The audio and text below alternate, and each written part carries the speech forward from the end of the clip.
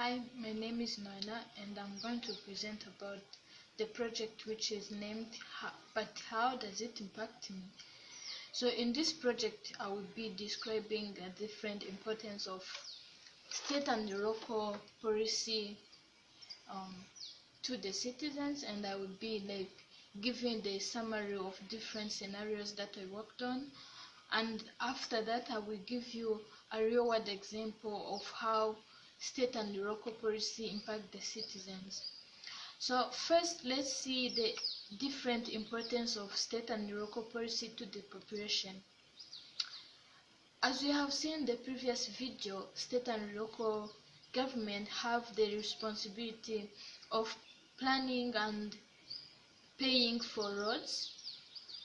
They have also the responsibility of running public schools, providing water to the citizens, organize police and hire firefighters. They also have the responsibility of arranging the election for their citizens and establishing zoning regulation in their state or in their local areas. So as we came to see, for instance, let's see if the state or local government provide schools to the population. This is something which impacts the citizens positively, because people in the same state or in the local area, they are going to have education that can help them in their future. Another thing is that, for instance, if they make a policy of constructing new roads or repairing their available roads, we know that roads are used for transportation. They even contribute to the government, to the development of the country. Then if they make this policy, you understand that people or citizens are going to benefit from those roads in their daily activities, either in transportation, in their commercial, everything they need to use roads. That is the impact of the state and the local government policy to the citizens. Then let's look at different scenarios that I worked on and see how each scenario or each policy in the scenario impact the citizens. Starting by the first scenario, it's a scenario which talks about the issue of insufficient schools due to the increase of population. It says that in town of Smallbag, people have been increased.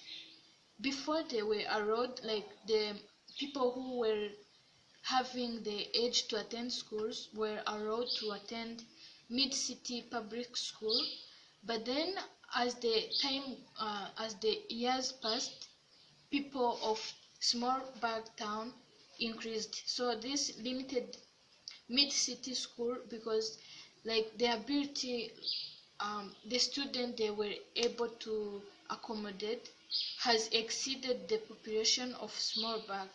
In this case, students from Smallbag are not having enough. They are not having space for going to school, for going as for school, because mid city has the number, it has reached its limited number. Then to prevent further burdening mid-city school system, Smallbag town government decided to build and open public schools for in Smallbag, so that people from that town will be having their own public schools. So here they decided, they made a policy of collecting education taxes from the citizens, so that they can construct, even bring together the materials that will be used in providing education to the children, and also hiring new teachers that will be teaching those students. Then when we look at the impact to the citizens, but before going to the impact, here there are people who do not have children. They are claiming that this policy doesn't have any impact, any direct impact to them. Then let's look at the impact to the citizens, both those who have children and those who doesn't have children. So when we see like the children are now suffering for where to get education, but then if they construct these schools, those students or those people who have the age for attending the schools, they're not going to have like to suffer again, because they will be having schools around their town. Additionally, like there is not going to be this problem of jobless in the city in the future, because people like students will be having enough knowledge, enough skills that can help them to make their own jobs. Those are the positive impact to the citizens. And coming back to those people who do not have children right now, but they have people like they have children, they have older children that might even produce other children. So if they don't have children right now, but those schools are things that are permanent, they can even their grandchildren can use those schools. That will be also an impact to them, though it is not directly to them, but in the future it might impact them. Then when I haven't seen any negative impact of this policy, because even though it is not impacting them at this time, but in the future it will impact them positively. Moving to the second scenario, it talks about the snow, the issue of snow that happened in the history of Frost City, where it stopped students from going to school for 2 weeks. Even the workers were not able to go for their jobs because roads were full of snow and they couldn't find where to pass going to their work. So this delayed different activities. As you can understand, schools were not open. Even the jobs were not fully done. But then the mayor of this city, Jonathan Snow, has proposed that they can rearrange budget that would allow the commission for buying new materials for supporting in winter season when there is snow, and even hiring more drivers that will help in cleaning the cities by the time the snow occurs. It is said that they will hire 30 more pro drivers to clear the city streets during and in the aftermath of the snow storms. Additionally, it is said that the raised funds will be allocated to hiring contractors to handle additional plowing needs during snow emergencies. But then, though this policy is important, here also there's an issue that the city was planning to rearrange the budget for renovating the roads, I mean the playgrounds, where the different families take their children for relaxation, mostly those who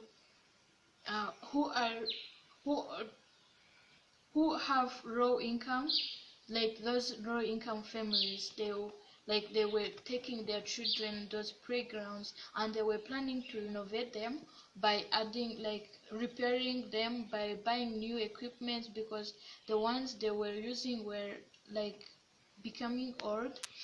So they were planning to buy all those materials. But if they choose like to buy these materials and drivers for supporting in the snow that might happen, it is going to interfere with this activity of renovating the roads. So then when we look at the impacts to the citizens, by the time they will be applying, like they will be implementing this policy of buying and hiring new drivers for for removing the snow, you understand that in the previous snow that occurred in this area, it stopped different people from doing their activities. For instance, it is said that students were not going to school. Even the workers didn't get a way to go to their jobs.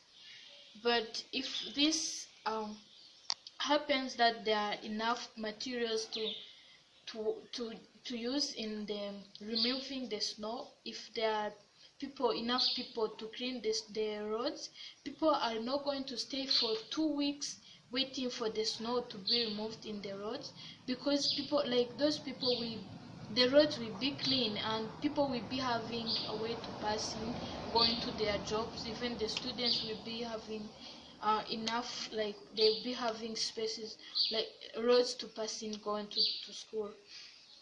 Then about the negative impact to the citizens, mostly those or low income families, you understand that if they choose to implement this policy about the snow, the playgrounds are not going to be renovated, they are not going to be reconstructed.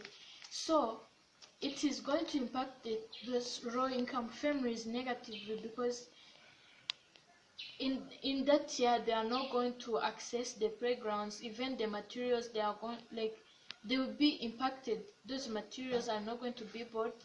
The renovation of the playgrounds is not going to be done. So that is the negative impact to the low income families. Then when we continue to the third scenario, it talks about the increase of living cost in Rhode Island, where the costs have increased. Then here there is a policy that says that they are going to increase the minimum wages to 9.60 per hour dollar per hour to each employee. Then here different employees appreciated the idea, but then there are some people who seems to be impacted negatively. So first, let's look at the positive impacts of this policy. As you understand, people, the employees, if the wages increase, the employees are going to have enough money for affording different things in this town, because if the cost of living have increased and they will be having enough money to support them in their living, that will be great. Additionally, there's not going to be this issue of poverty in the area, because people will be having like money to afford the basic needs such as shelter, water, food. So in that case, there is not going to be this thing of poverty in the area. Additionally, even the affordability of schools will be easy, because they will be earning some money that would help them to support their families, their children to go to schools, to buy clothes. All that will be easy.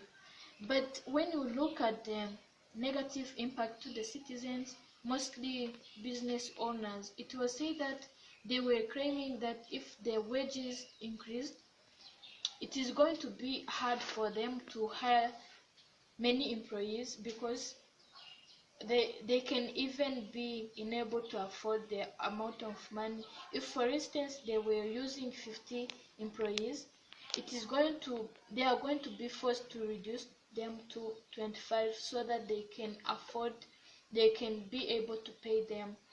That is the negative impact to them, because they are going to use less employees so that they can afford their payments.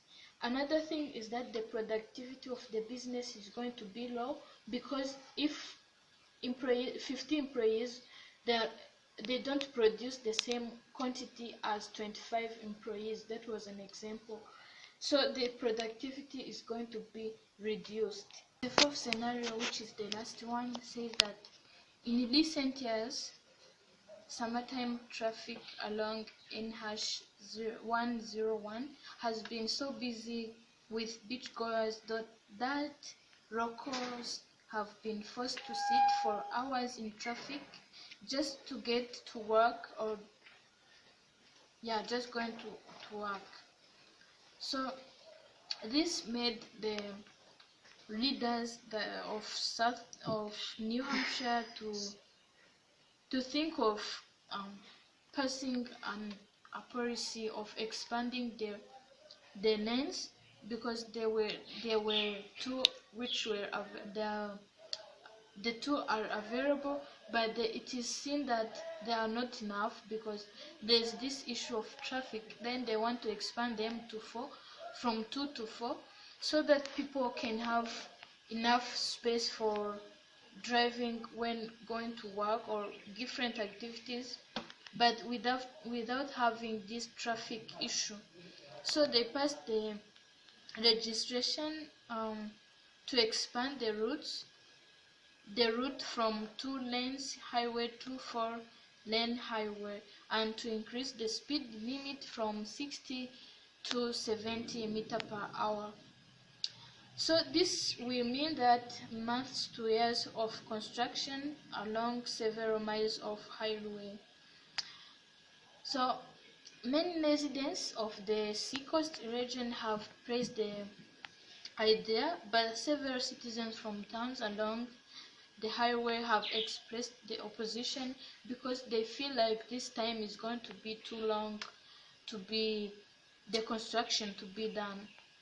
So let's look at the impacts of this policy to the citizens. As you can understand, the traffic is an issue that can delay different activities. For instance, if I'm planning to reach my job at 7 a.m. and when I reach in the road I find the traffic, and it's going to make me reach at work at maybe 9 a.m., you understand that I'm late 2 hours. So there are different activities that I might have done in those 2 hours that are not being done due to the delay caused by the traffic.